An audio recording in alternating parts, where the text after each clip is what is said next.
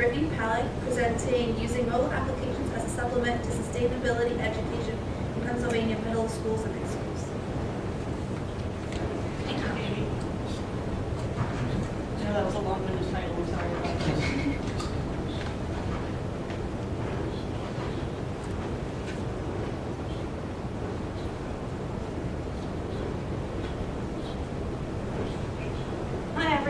As Katie mentioned, my name is Brittany Palac, and I will be presenting on using mobile applications as a supplement to education in middle and high schools, specifically to teach students about sustainability. So just as an overview, I'm going to tell you about my hypothesis for this, the background that made me come up with the hypothesis, the mobile application that I created based on the programming process, the actual design that I came up with, and I'm actually going to run you through the application so you can see how it works. I would actually be running it on a Mac if I had it my way, but of course we don't have a Mac here, and I don't personally have one. So unfortunately I can't run through the application itself, but I will definitely show you screenshots. And then I will also tell you about opportunities for future work. So my hypothesis is that mobile applications will actually help middle and high school students to enhance their education of sustainability in particular. And one way to do this is by teaching them about materials that they see in everyday life. For example, you'll see a little bit later in one of my screenshots, I have materials that are used to make Legos. Of course, younger kids are going to be exposed to that a lot more than steel, for example. They're going to be able to associate that a lot better. It's also the hope that by using this application, it will get kids interested in going into STEM-related fields. And for those of you who don't know, STEM is science, technology, engineering, and mathematics. And then overall, just to give students a greater sense of environmental awareness so that they can just be aware of how they can be more environmentally friendly and healthier. So as a bit of a background from my literature review, the Environmental Protection Agency back in 1994 called for a need for sustainability education in all U.S. schools. And then later, the Center for Green Schools and U.S. Green Building Council asked for all schools to incorporate sustainability education into their curriculum so that students graduating by 2040, every student should have some sense of what sustainability is. And so that's kind of why I started coming up with this, is because it would kind of help fulfill that need. Through some of my research, I found that grades 5 and 6 particularly those students are the ones that have the greatest takeaway from anything regarding sustainability. Technology age, which is what we're in right now, is actually helping the green age to come along, and that's mostly because, for example, with Blackboard being online, teachers don't have to print as many things out, so it's saving a lot of paper, for example. So overall, the aim is to create an interactive application for younger kids specifically, and so I decided that the age range should probably be somewhere between 5th grade through 12th grade, because not only will they start sooner and therefore understand better or be able to learn a lot easier when they're younger, but it'll also take the education through to the next level. The advantages and disadvantages of incorporating technology into education, it may be surprising, but the advantages actually outweigh the disadvantages when it comes to using technology in the classroom. You usually hear about students being able to be distracted by their technology that they're using, and that is true, but by knowing these disadvantages, we can also combat them at the same time. So some common themes to successful applications that are currently used for sustainability education are that they have storylines, they have cause and effect relationships, they have certain rewards, and they also use gaming aspects. Now, for my thesis, because of the time constraints, I wasn't able to teach myself and actually make a game, but that would be something definitely for future research. So the mobile application that I created, as far as the programming process was concerned, I focused a lot on the quiz that I created. I had created a preliminary application the first semester of this year, and I decided that the quiz part of that application should be what I focus on. Just build that up a little bit more. So overall, I had 30 weeks of both planning and programming. And I used a Mac computer, I used Xcode as my software, and that is Objective-C language. And then I also performed some alpha testing just to make sure that everything was working as well as it could be. You'll see this in the next few slides, but I have an introductory screen, a list of materials, material details, a quiz, as I said before, a map and footprint points, which is something that I came up with myself. So for the application run through, this is the screen that you see when you first open the application. And you also see that there's a couple icons down here. I know it's not very large, so you can't see exactly what they say. But from this screen and from any other screen that shows this tab view, you can click on any of these. It doesn't have to be in that order, and then it'll be able to take you to a different screen. So for the first one, this is a list of materials. This top one is actually the one that is used. I'm not going to even pretend to pronounce it, but that is the material that is used in Legos. And when you actually click on this, it'll show you Legos is what this is used for. But something that's a little bit more accessible, there's paper and cardboard down there, so I took a screenshot of what you would see if you were to click on this.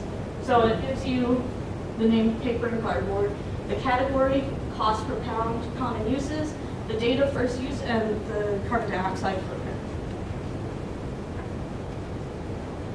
The next section is the map, and this is just focusing on the Pittsburgh area, just because that was a lot easier to do at the time.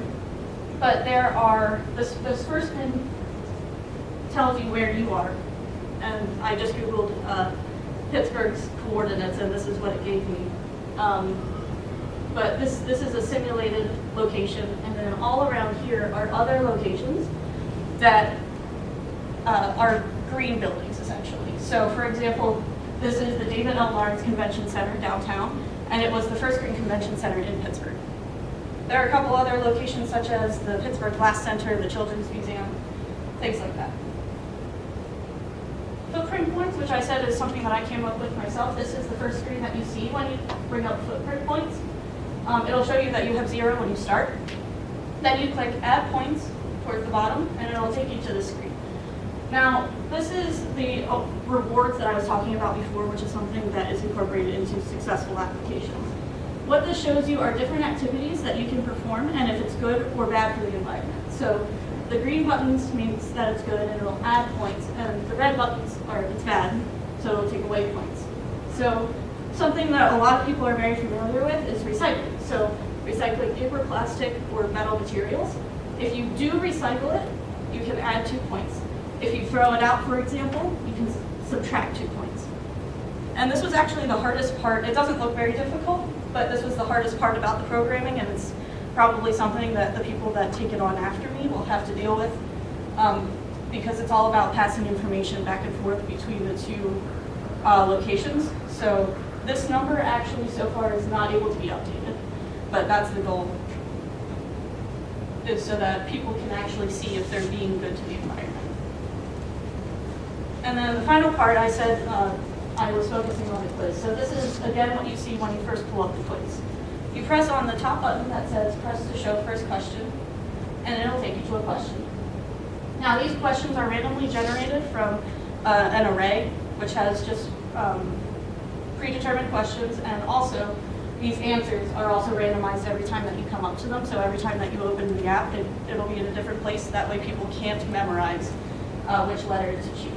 So the question up here is, what is the most energy efficient car in the world? The options are the Nissan Leaf, Chevrolet Volt, Toyota Prius, and Volkswagen XL1. Who thinks it's A? B, C, and D. Okay, so it looks like most people said B and C. So let's just pretend that we said C. Toyota Prius is the most fuel efficient, energy efficient car in the world. You got it incorrect. And it'll tell you down here. It says incorrect. And then it also shows why, and then you can click there. I'll go there in a little bit. What I did also for this was that I disabled these buttons. So if we were to click here, it would take us to this screen. But we can't click to choose any different one. So it doesn't allow students to go back and say, oh wait, no, I wanted this one. That way they can actually see better if they got something correct or not, so that in the future, when the final score is determined for a quiz like this, it'll actually be more realistic if they got it right or not. So if we did get it correct, then it's the same screen, except it says correct down here, and you're still able to see why. So if, for example, a student guessed instead of actually knowing what the answer was, they can still go in and learn. If you do click on that, it'll take you up to a screen like this, and it says the Volkswagen XL1 has a fuel efficiency of about 240 mpg. And that's a lot more than the Leaf's 106 volts 99 or the Prius's 44. And then right now there are only 10 questions, and that was all for testing to make that a lot easier. But when you're done going through the 10 questions, it shows up no more questions available. So some opportunities for future work. It is intended that there will be students in the future taking this on and polishing up a little bit more. But ultimately, I'm hoping that the list of materials will be expanded a bit more and be more accessible to younger students. There should also be an extension of the list of green locations, so it's not just the Pittsburgh area. And possibly it'll show you the distance and directions to those locations from where you currently are. There will be a separation of quiz questions based on grade level. So the car one, of course, 5th graders might not understand, but 12th graders will because they're more experienced with cars. I'm also hoping that there might be an extension of the footprint point options. So a lot like the materials list, there will be a list instead of activities, and that will allow you to do a lot more things in order to see how it affects the environment. And then, of course, providing the application to local schools for testing and also to actually give it to the schools to use as part of their curriculum. So in summary, there is a need for sustainability education. Technology is on the rise.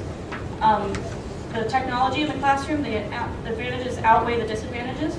So why not use technology in order to help students learn about sustainability? But we need an interactive, rewarding, and informative game in order to do that, and this is one of the ways that we can fulfill that need. I would like to thank my advisor, Dr. Manaher, Drs. Monica Van Dieren and Philip Harold, and also Dr. Jamie Pitchott, the latter of who taught me 99.9% of what I know about Xcode. Thank you.